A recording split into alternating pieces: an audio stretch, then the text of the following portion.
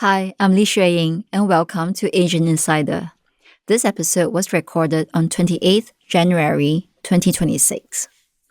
In this episode, the Straits Times Hong Kong correspondent Magdalene Fung talks about how the Tai Po fire has changed Hong Kong in ways big and small. Hello, Meg. Thanks for coming onto the show. Hello, Xueying. Thanks for your invitation. Yeah, so Meg, I wanted to ask you to talk to us today about the Tai Po fire that happened on November 26th.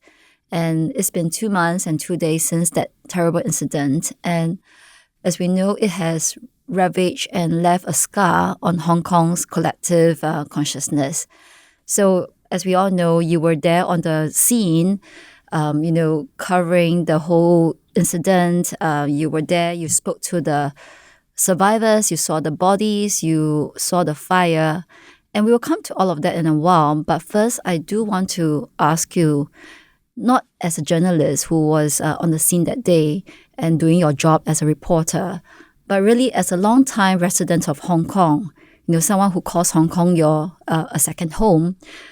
What has it been like for you? For me personally, I guess when the news broke, and as the news, the developments flowed out, I guess it was the whole range of shocked, sad, asking why this could have happened, and how big it got. So I guess it's been rather intense. The journey of realizing the immediate causes of the fire, which is the flammable styrofoam that were blocking the windows of the buildings, and the substandard chemical laden green mesh that blew in the wind. And then hours and days passed, and then we learned about the reasons why and how the people ended up trapped in the buildings, they being burnt alive or suffocating from smoke inhalation, and basically how everything that was done so thoughtlessly and carelessly in the buildings ended up making it just a whole big death trap for them. The smoking workers, the non-working fire alarms, the blocked windows, the holy wooden boards that basically brought all the fire and the smoke into the lift lobbies and escape staircases. So it's basically an utter nightmare. And I mean, as a resident of Hong Kong, as somebody who's lived here for so long, I mean, it makes you think that, Hong Kong prides itself on being a first world city. So how can such a thing happen here? And I'm sure that sense of outrage was very much similar across a broad swathe of Hong Kongers. How have Hong Kongers sort of processed this whole incident 2 months after it has happened? What's going on today? What's the mood like in the city? Are they still talking about it? How does it come up in, everyday conversations or public discourses, or even how Hong Kongers see themselves and that city? To be honest, now, more than 2 months on since the incident, many people have kind of moved on already. It doesn't really come up all that much in conversation anymore, but uh, yes, there is a kind of muted, latent anger, I guess, more Mm, so than grief now. It's right. been 2 months, processed kind of the grief, but you know, the anger in the heart of hearts, Hong Kongers have already made their judgment on who or what's to blame for this disaster. Many have pointed to the system. To them, to the Hong Kongers, it's the system that allowed, such a dodgy building maintenance company that has been convicted of many recent safety violations to win the bid to renovate the buildings. Mm, And they won the bid over like 50 something other firms. And it's a system that allowed the entire estate's 8 buildings to have all their fire alarms shut down during the renovation period. So to Hong Kongers, it's also this system that had such poor oversight that this kind of flammable styrofoam boards and substandard plastic mesh could all be used for the renovation work. The holy wooden boards could could be used to replace the sealed glass windows in the escape stairwells, that the reno workers could even smoke blatantly while working on site with no repercussions. So to Hong Kong, the general society, to Hong Kongers at the heart of it all, it's the system that's to blame. So what's the status of the investigations at this point? I mean, we know that there is an investigation. There is also a committee of inquiry that's been set up. What's the latest that we know from what they are doing? Okay, so there's been an independent committee, a judge-led committee that's looking into this inquiry. In terms of this inquiry, so far, I think more than a dozen people have been arrested for alleged corruption, bid rigging, or fraud. And these include management in the maintenance company and a consultant overseeing the renovations so far. Residents have also surfaced how they tried in vain to protest the renovation project like more than a year before it even started. They apparently had produced tender documents and safety conviction records of those companies involved, but their complaints apparently fell on deaf ears. So the latest is that the government, even as the inquiry is ongoing, the government is proposing a whole raft of new rules, like requiring such renovation or maintenance service providers to undergo compulsory police and background checks. And the whole inquiry is supposed to take roughly 9 months. So the results of it should be out around September. Okay. Hopefully, it will be earlier given the public interest. Yeah. So in the meantime, what are the focuses of the conversations? For instance, I was wondering if you have gone back down to the site in Tai Po. Have you, what are the residents and affected residents saying about, this wait for results, and also what's happening to the people who have been displaced in the meantime? Okay, so the wait for results, as I mentioned earlier, ultimately the Hong Kongers have already made their judgment in their Yes. hearts on who's to blame. So if you ask me, by the time the inquiry comes out, there will be some fuss over, whether they reached high enough in, Mm. in How high those do you in think we'll power. reach actually? Mm, I think that some ministers may be affected. Uh, I think that if you ask me at this point, I think that's about the extent of Mm. exactly how high. Yeah, So and these would that's be, pretty say, high already. the housing secretary kind of It level? could, yeah, yeah. It could be. It's a little. I guess. I don't want to speculate too much, Yes. but my guess is, after what the chief executive, which is right at the top, has said about, leaving no stone unturned, and you know, vowing accountability for anybody, has responsibility for it. So I think it could reach as high as that. Yeah, and well, another side conversation is the problem of resettling the nearly Mm, 5,000 that's people right. who have lost their homes in Wang Fuk Court. So exactly where to permanently house them. The government has provided a range of possible options and is surveying those people affected. So they have three choices. The government can, number one, buy them out, meaning to pay them for the market value of their flat.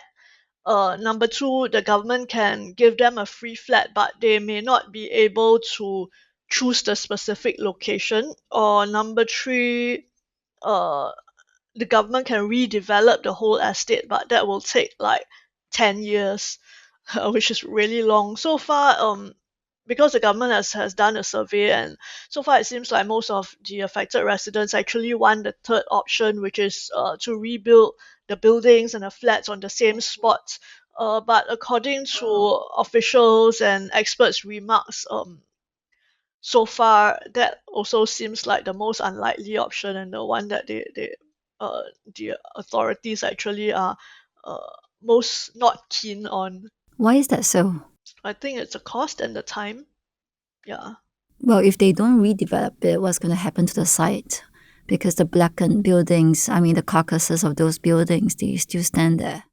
They may redevelop it eventually, but I don't know, tear it down. So basically, the structural integrity of the remaining buildings is in question in the first place. Although they have said that there's not so much danger, but there are a lot of question marks around that lah. And first of all, you need to think about these 5,000 people that they need to resettle.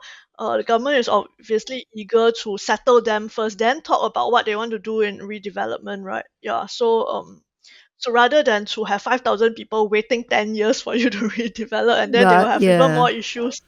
that's right. Yeah. I mean, they So will have to find interim housing for them while that happens, if that is indeed the option that's chosen, right? When you cast your mind back to November 26, 27, I think you were there on those days. What do you remember most from the whole incident? What stays with you? Well, I mean, to be honest, when I was at the scene, what was interesting is how the Hong Kongers, who may or may not have been directly involved in the fire, may not have their homes within Wang Fuk Court, they were also helpful. They just came out Mm. to, bring all their like warm clothing, food, energy drinks, power banks, everything. And then some of them, so basically, some teenagers skipped school for that. Some adults like took leave from work just to go down and provide all this help. And well, as a Singaporean, I ask myself whether in Singapore we would have done the same in this, if something so big happened in Singapore. Yeah. Do you have any answers for yourself? The honest truth is, I think we would have been less effusive in giving of ourselves and our help straight away after the disaster, because Singaporeans tend to have higher trust in the government, and I expect that the government will be able to render all the help that is needed in a very timely fashion.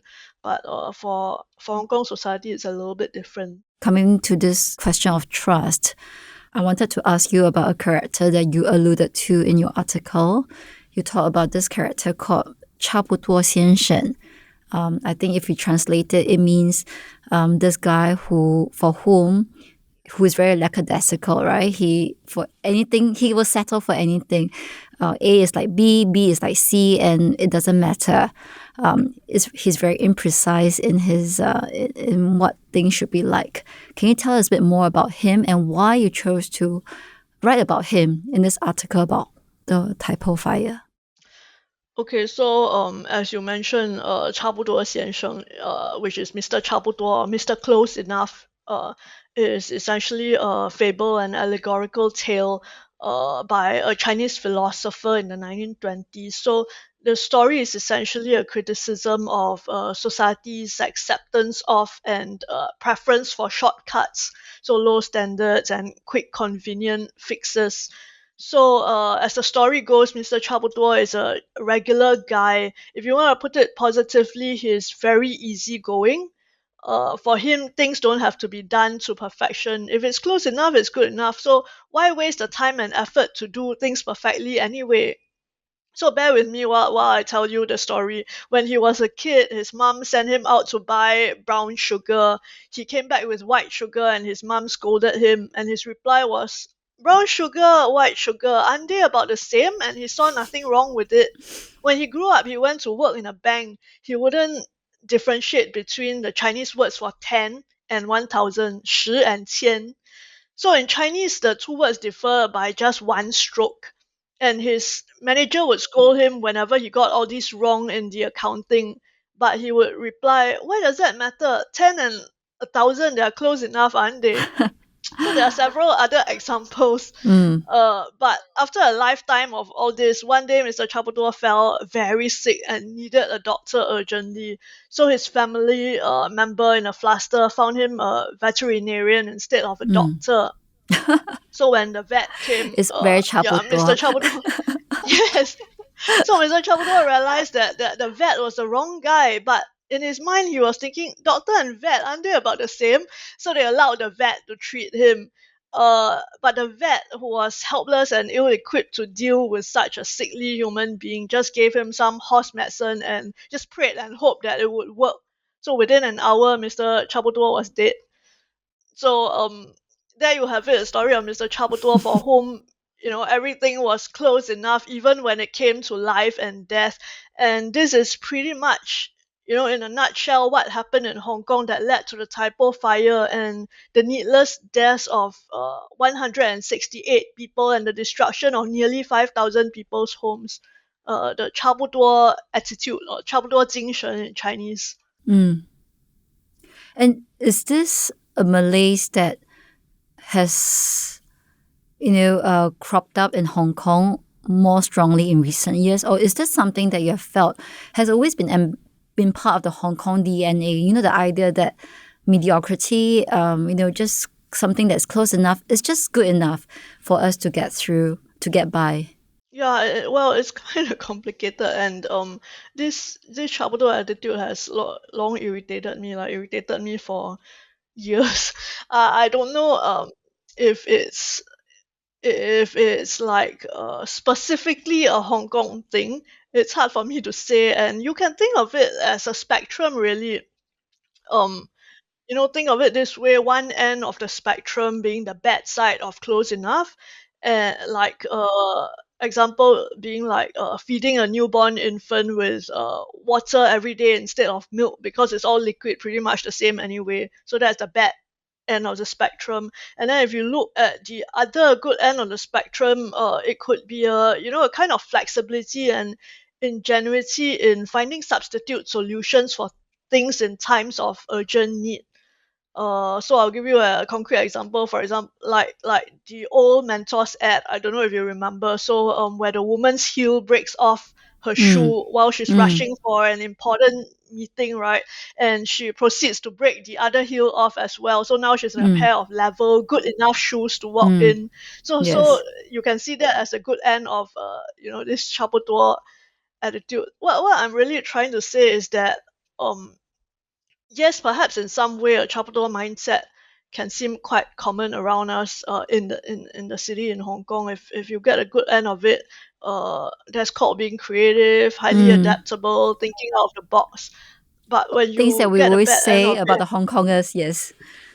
yes, true. Mm. But when you get a bad end of it, you get a catastrophic disaster, as in Tai Po, where every corner they cut ended up coming together to cause this grossly unwarranted deaths of all these 160 over people.